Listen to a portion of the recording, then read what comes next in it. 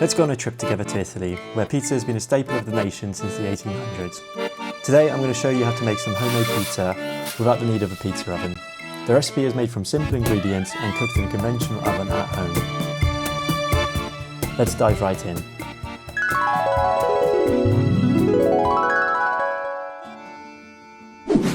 For the recipe, you will need 500 grams of flour, 300 grams of water, 1 tablespoon of dry yeast, salt and sugar, 1 can of chopped tomatoes, 1 onion, and of course your favourite toppings.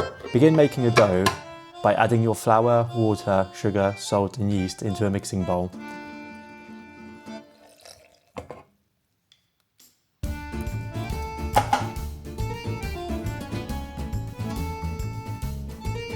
You don't need a dough mixer for this, however if you do have one, feel free to use it. Either way, what you're looking for is a dough to be thoroughly mixed and a smooth texture to form.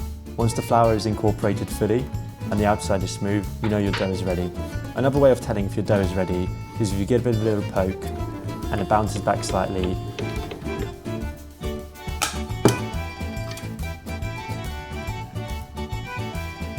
This process usually takes about 15 to 20 minutes. Once you're happy with your dough, take it out onto a flat surface and form it into a ball. If you've never done this before, you can achieve this by using both your hands to push down around the edges, with the bottom part of your hand going from your pinky all the way down the bone, almost like you're trying to cup some water from a tap, whilst also twisting the dough clockwise and probably anti-clockwise if you're left-handed.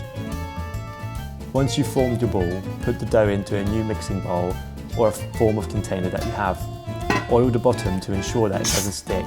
Apply some cling film and put it into a warm place for at least an hour and a half, if not 2. It might even be quicker than an hour and a half, or it might be longer than 2 hours.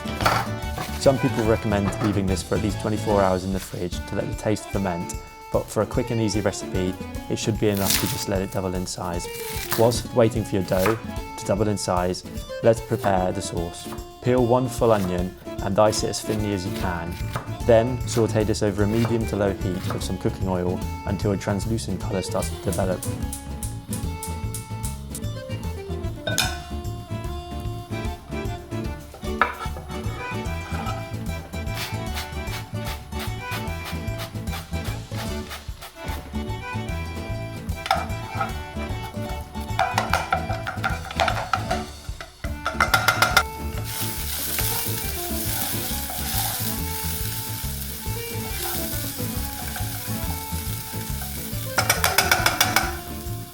As the onions are sautéing, add some salt to draw out the flavour of the onion, and once you're happy with the translucent colour, add your chopped tomatoes, seasoning to taste.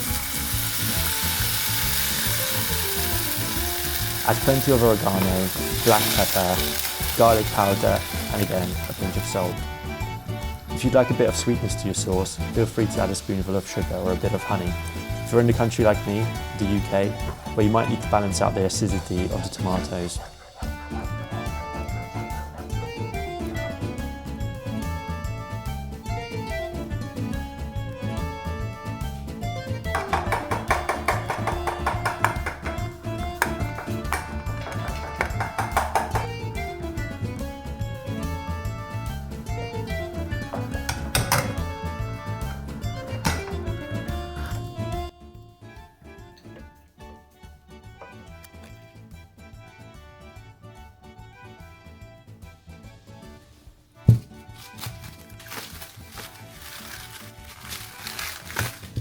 Once your dough is ready, give it a good punch to let some of the air out and then put it onto a flat surface.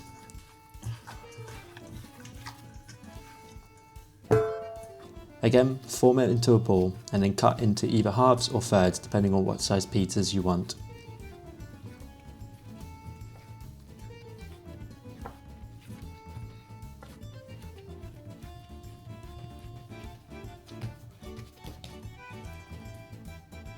Then, the individual pieces that you've cut off, form those into a ball as well. Then either freeze or refrigerate the mix that you don't need, and the ones that you are going to cook today, wrap up again and then put it onto the side into a warm place to rise again, this time only for half an hour.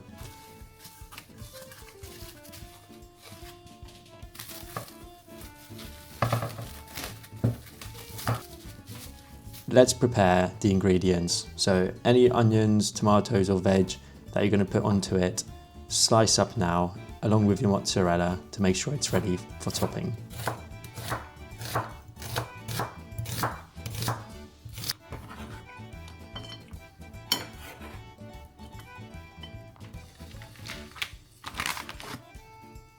Put your dough ball, once it's ready, onto a flat surface and start pressing downwards with your fingers.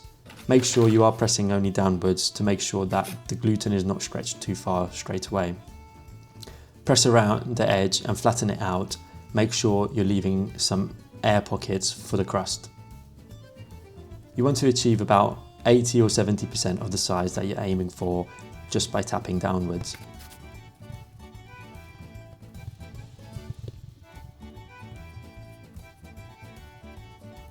Start using the combination of your hands and gravity to start stretching the dough further. Pass it from one hand to the other, allowing the dough to stretch through gravity.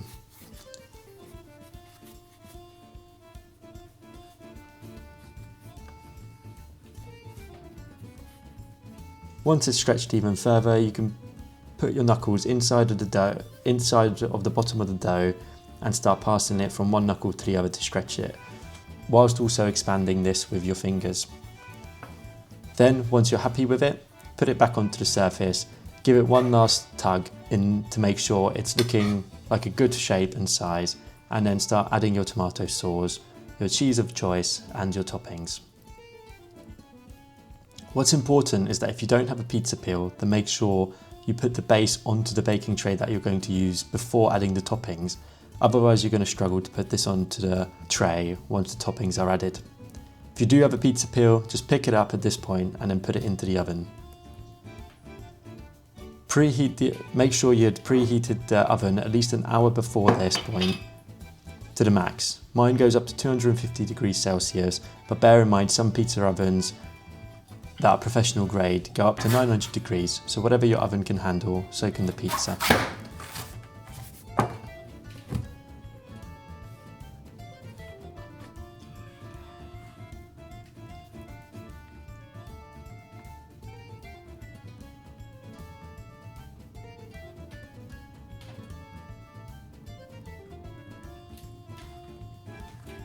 Place the pizza in for about 10 minutes, but again keep an eye on it, as you don't want it to overcook. Each oven will be different, and depending on the amount of toppings and thickness of your dough base, it might take a different time to cook. Once it's ready, take it out of the oven, slice it up, and make sure you don't burn yourself because it will be piping hot. Enjoy your pizza and share it with your loved ones.